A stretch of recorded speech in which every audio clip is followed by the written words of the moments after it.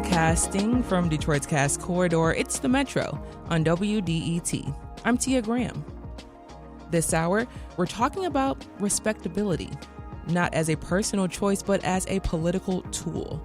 How the same armor Black families built for survival gets used to silence the most radical voices among them. And what Langston Hughes, one of America's most celebrated poets, actually said when nobody was trying to make him comfortable. But first, we start on a much lighter note.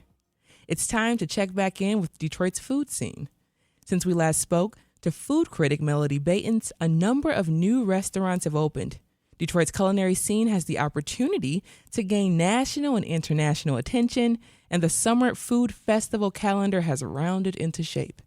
Melody is a restaurant critic and dining restaurant reporter at the Detroit News. She joins me in studio now to talk a little bit more about what's going on. Welcome back. Hey, Tia. Hello. So you tracked 17 restaurant openings in April alone. Yes. When you look at what's happening, what's opening, which one stood out?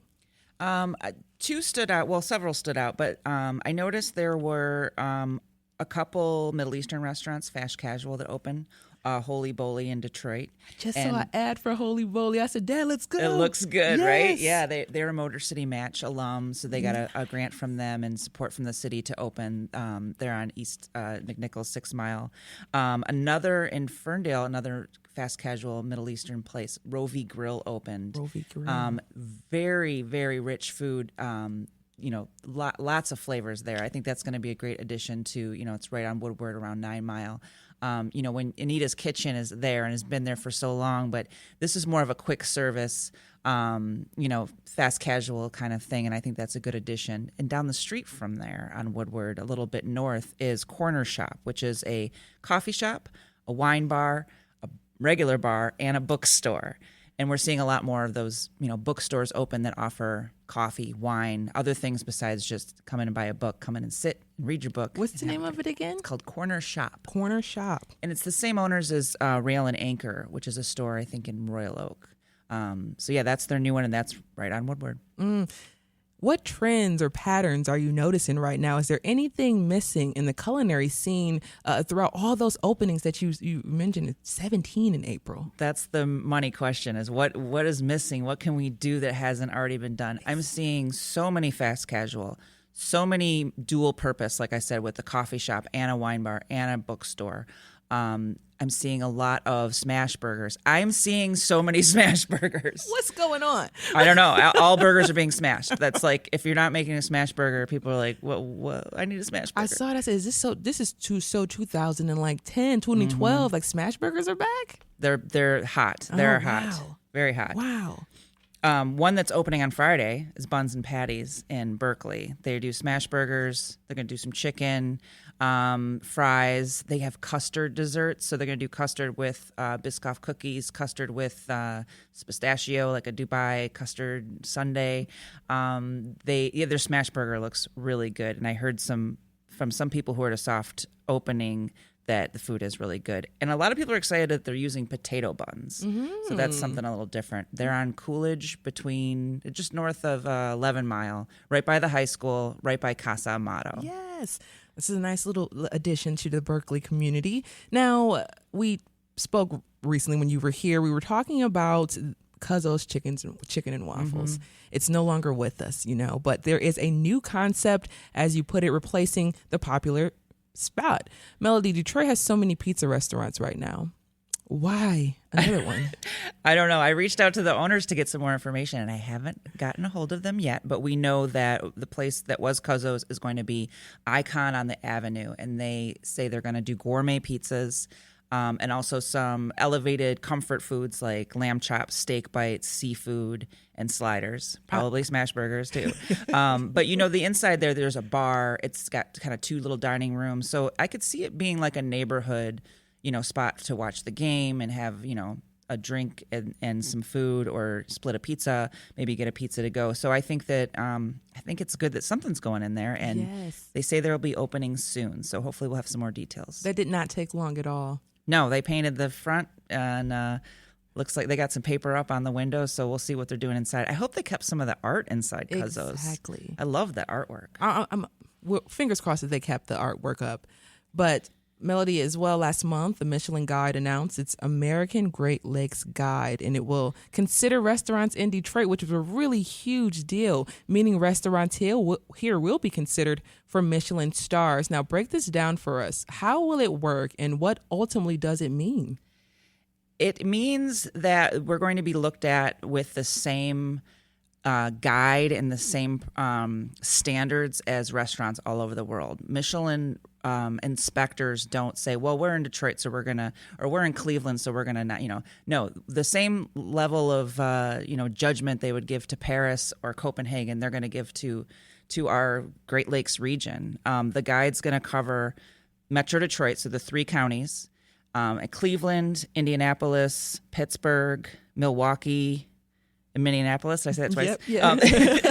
Yep. So it's, we don't know what's going to happen yet. They're here now. They're anonymous. We'll never find out who they are. The inspectors, I mean. And then when the guide comes out next year, there might be a star given to all the cities, one of the cities. Like, we don't really know. I would be surprised if Detroit came out with like 5 Michelin star restaurants. Wow. We might get 1. We might get 2. Mm-hmm. They also do Bib Gourmand, which is a designation they give to a restaurant that they think is very good, worth visiting, and also is a value. So I bet we get a lot of those. A lot of those, yeah, especially just starting out. But Michelin inspectors, like you said, are already in Detroit scouting. I hope that you all are keeping your eyes out looking for those scouts. But as part of the new Great Lakes edition, of course, as someone who's been covering this food scene for many, many years, how do you think Michelin recognition will change the culture, both for chefs and for diners? It will definitely. People will come to Detroit to eat at these restaurants. People will travel here. If they're traveling here for something else, they'll make a point to go to that restaurant. It will make it harder for locals to go to that restaurant with, reservations fill up, possibly. It's also a lot of pressure on chefs. When you get a star, you have to keep it. And the restaurant gets the star, I should say, not the chef. Of course, the chef is part of it, but they also look at the front of house staff, consistency, all kinds of factors.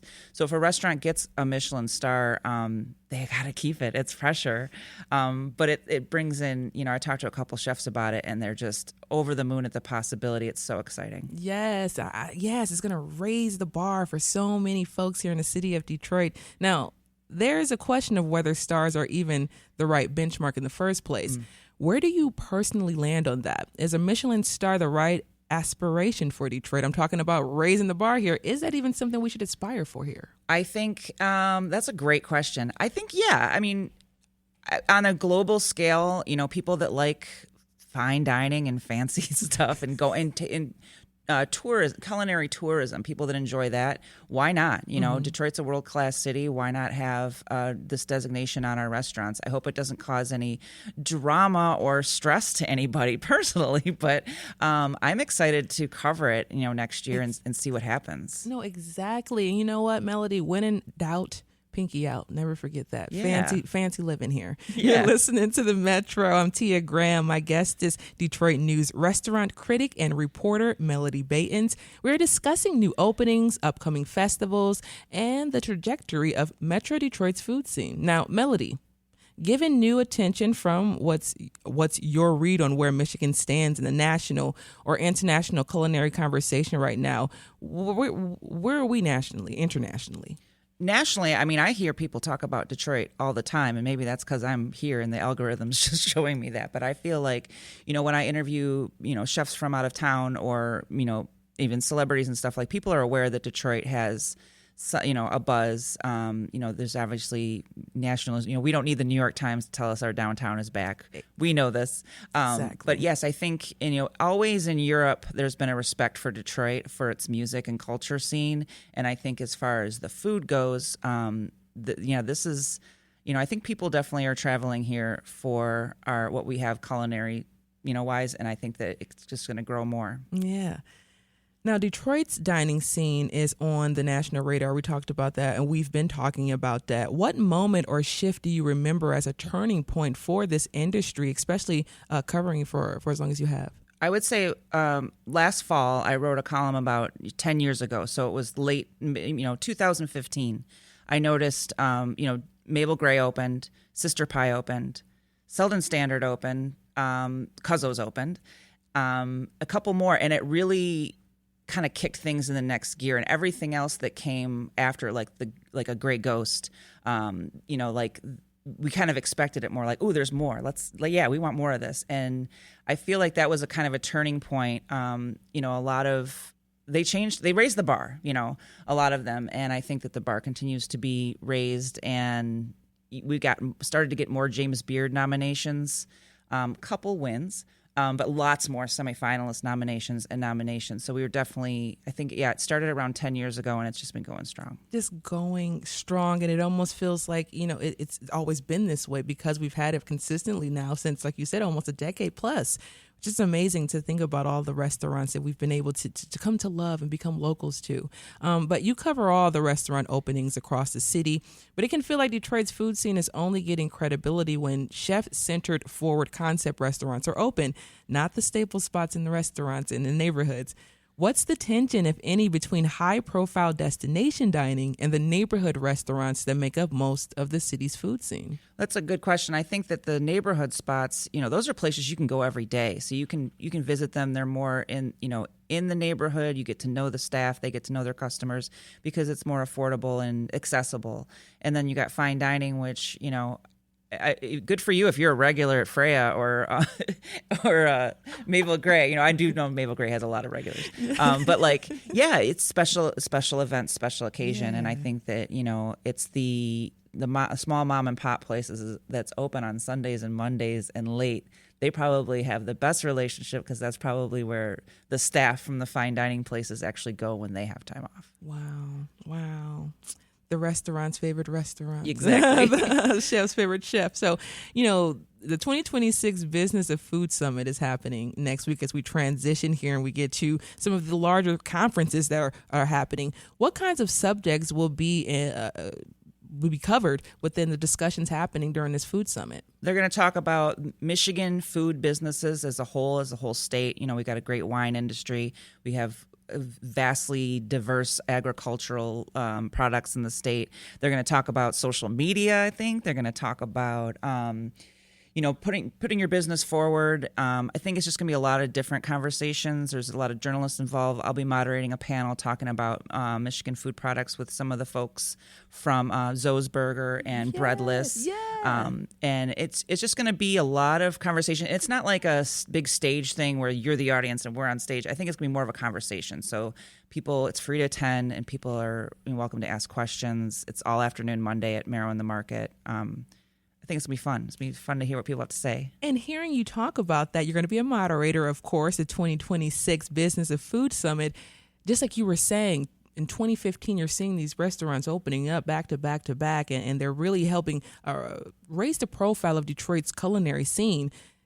Now that you're here, 2026, doing this summit, what does this really tell you about our food scene? Yeah, it's really getting a national spotlight, and there's more support from, we've for a long time we've had places, things like Hatch and Motor City Match where people can get grants, but I feel like now there's less gatekeeping about, well, how do I get them? How do I even start? Yeah. And it's more about, even like, how do I apply to be a James Beard, how to consider them. Like, I feel like that information is more shared and widely out there. I try to get it out there anyway. Yeah. So I feel like there's definitely more, I feel like it's like, okay, it's been go time, but it continues to be go time. Yes, and I often hear too that the community, the culinary community is really connective, and it's really coming together in a bigger way, in a larger way than it has in the past. So that's also great to hear.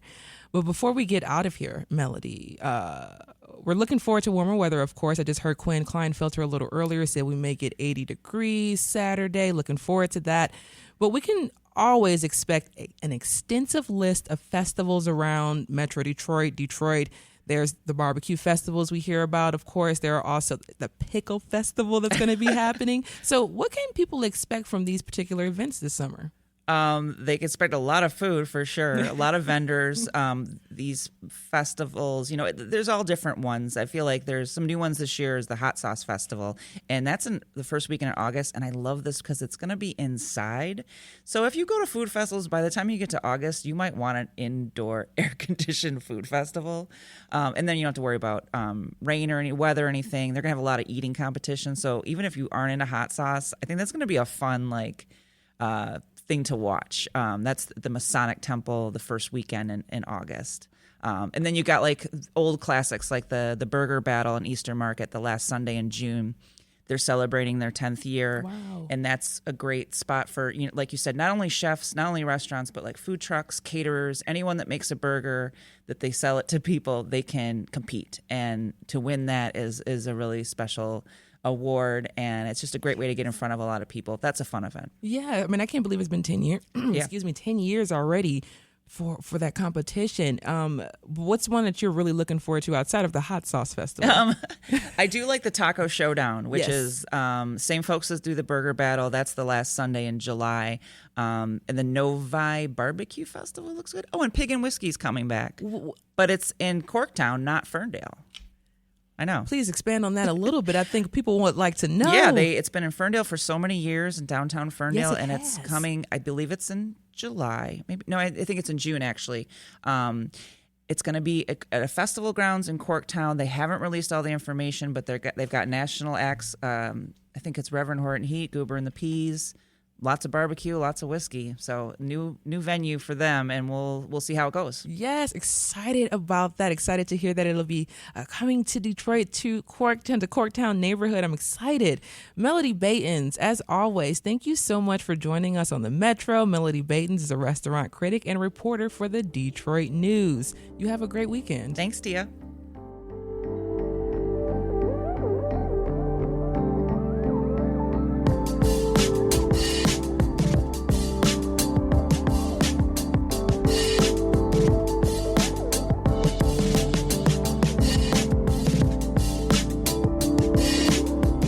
Coming up, whose dream gets deferred when the legacy of Langston Hughes has been sanitized? We'll learn more about the words and works that truly made Hughes special.